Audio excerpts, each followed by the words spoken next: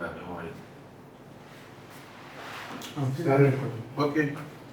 so good morning, everyone. Thank you. And today we're going to talk about the two presentations in one. We'll do two presentations. Well, for the first one, we're going to be talking about networking and relationship building. That's the topic. Well, I'm going to be focusing on startups because we're a startup. So, what is networking? Networking involves creating and nurturing relationships with people and companies and individuals, because it's a very crucial element for personal and business growth. So if you want to, like if for a startup now, networking is very, very important because it helps to tell people what you are about, it helps to provide information and it helps to promote what you do or what we do, right? And what is the importance of networking? You can see three major things are outlined. It creates access to resources, it creates business opportunities, and it enables for knowledge sharing. Right. So when you see with networking events, business networking events, individual networking events, career networking events, these are what it is. These are the things that they are based on: access to resources, access to opportunities, access to information, and also access to knowledge sharing. Basically, those are the important things that networking brings about. So, what are the key strategies for you to obtain better results while networking? You discover that probably one of the best places to network is in events, industry events that relate to what you do. But when you are going there now, what are the strategies that you are going to implement for you to network better, right? You have to look for people or look at events or opportunities or networking opportunities that have shared interests. They have to be common goals. And even when you are going there and you're introducing yourself to people, what are the common goals, what are the common interests? Let's say now you cannot, as somebody who is like a media friend, now start to network with somebody who is outside of the scope of probably or let me put it this way, outside of the scope of probably our clientele, our customer base, or people who want to collaborate with. You cannot just deviate because there has to be a shared interest. And as much as possible when networking, you have to be really genuine. There is a lot of fakeness out there, and as an individual, you can always tell when people are being fake, right? People are lying, or when people are, So for the relationship to last long, you have to be really genuine, and then you have to offer value when you are coming to network with somebody, or you are coming to talk with a business in an event. You have to say, oh, how can I help you do this?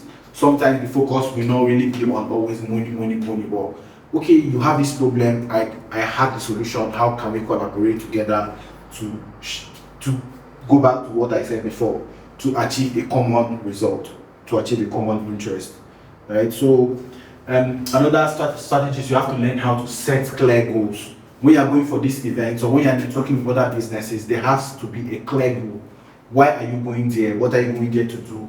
What are you going there to achieve? Right? You can see that one said that startups that set clear networking goals are 50% more likely to achieve their business objectives. If we want to bring in clients, if we want to expand our client base, definitely we need to network. We need to go for events. We need to attend seminars. We need to attend conferences that are related to our industry. But what you are going to now, like I said before, you have to clearly define what you want to achieve. You don't just go there and then you are wasting your time. You have to say, okay, most times when you are going for events like that, okay, who are the keynote speakers, who are the people who are going to attend the event, you research about them. So we are not making an introduction. It will not be as if you are meeting the person for the first time. You might act as if you are meeting the person for the first time because you are saying, okay, I want to meet this person. These are the specific people I want to meet because I need this information. I want them to solve this problem for me. And then build a mentor network, ask for advice, look for guidance from experienced professionals. Right, that's on a personal level. And also when you're networking, you have to look at quality over quantity. It's not the amount of network, but it's not the number of network you have, but the quality, right? Are there people who can offer real value? Some people have 1,000 contacts on their phone, but if you ask them, okay, who can solve this problem for me, you discover that there's nobody who can solve the problem when it's business related, right? So when you're networking, you have to look at, okay, even as in your personal in your interpersonal relationship, when you're making friends, I'm not saying that you should always be looking at what you're going to gain, but among your friends, who is the person that you can call? Okay, I mean this, I need this, not probably money or something. I need this to be done. Can we collaborate? What's the knowledge base? How smart is the person? So you have to look at those things. So you have to develop a strategic. You have to be strategic enough to know that your networks have to be qualitative, right? So, like I stated there, build meaningful connection. You have to have a strategy, and then you have to use networking tools. Some of the networking tools that we have are social media and all that. But as professionals, one of the greatest networking tools is LinkedIn.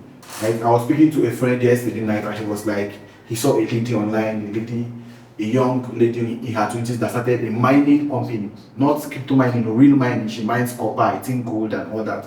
She's Nigerian in Zimbabwe, and he sent her a DM, and now they are communicating, right? So the exchange of knowledge, right? So don't be afraid to also sell yourself, put yourself out there, right? So another thing is, once you network, follow up is very, very important. You discover that probably when you've met people, you just exchange cards or exchange number and that's it. Some people message you and you cannot, like, even if you are not following up, how like they don't be like a pest. Give me. So because most times Nigerians have that mentality of give me. What can you offer, right? And don't be intrusive, like I said here. Don't be intrusive. You have to be very, very tactical. Don't be intrusive. Keep in touch without being intrusive, right? Probably you can check in once a month, send me new month message, give them an update of what you are doing, and ask them how can I help. Or if you have their contact on WhatsApp and you are seeing what they are doing, the person to their status, I do this, can we collaborate? I can bring this to the table, right? So people will not feel as if it has to be a symbiotic relationship, not a parasitic one. So that's how you follow up. Be thorough and intentional about your follow-ups. And then, like I said, you have to build support. Support system is very important. God uses men to bless men, right? So you have to build a support system. And that is mostly important in this day of knowledge sharing. You discover that even most of the YouTubers or influencers that do very well, they are knowledge-based influencers, right? That's because they share so much knowledge, they build a support system and a community where, because of how much they've shared within the network or within the community, they get back in probably monetary remuneration and all that. And also mentorship is very important. On a personal level, have mentors, engage with mentors, surround yourself with people who have more knowledge than you. They say if you are the smartest person in the room, then you're in the wrong room. So always have people who are smarter than you around you so that they can correct you and lead you right. That's how you build support. And then one of the most important things, especially for a business or a startup, if you are going for the talking event, you have to have your elevator pitch. What's an elevator pitch? An elevator pitch is a pitch that you can sell on an elevator. Let's say you are going from down floor to top floor. That's less than a minute. That's 60 seconds, right? So within those 60 seconds, can you pitch your business? Can you pitch your idea? Can you tell somebody that, this is what I do, this is what I do, this is what I do? And the person will have a concise information about what you do. That's what you mean by it. So when you now go there, my name is Jerry, I work for this. What do? You now freeze. Or you now be telling long stories that don't have end. So you have to have a concise elevator pitch. Giving them significant data. This is what we've done. This is how much we've raised. Give them this one. So that's what people want to see. They will know, okay, this person is serious, right? And this person knows their stuff. So you have to learn how to pitch. Be prepared to pitch your business anytime, anywhere, at any given opportunity. So summarily, networking and relationship building are important for startup success, right? You need to network, you need to go for events, you need to communicate with people who are in the business with you, in the ecosystem, and then find common ground, set goals, and then finally you need to have a strong elevator pitch so that you can make sure that when you are leaving the place, you leave an impression on people, right? That's why most time when you watch Dragons Den or all these Lions Den or something, all these business shows, discover that when they come, they first allow them to pitch for like a minute or two. Then some people, their pitch is very poor, but God usually help them and give them investment. But some people from their pitch, even if they have a useless product, is it that they will so much convince somebody that the person will invest, right? So that's summary of everything. So what should we do now? We have to proactively engage in networking activities and building fun relationships to drive our startups growth and success. So probably we should look for events around Abuja that we can attend that has to do with media, with startups, and whatever it is. So that's the end of the first presentation. Any question?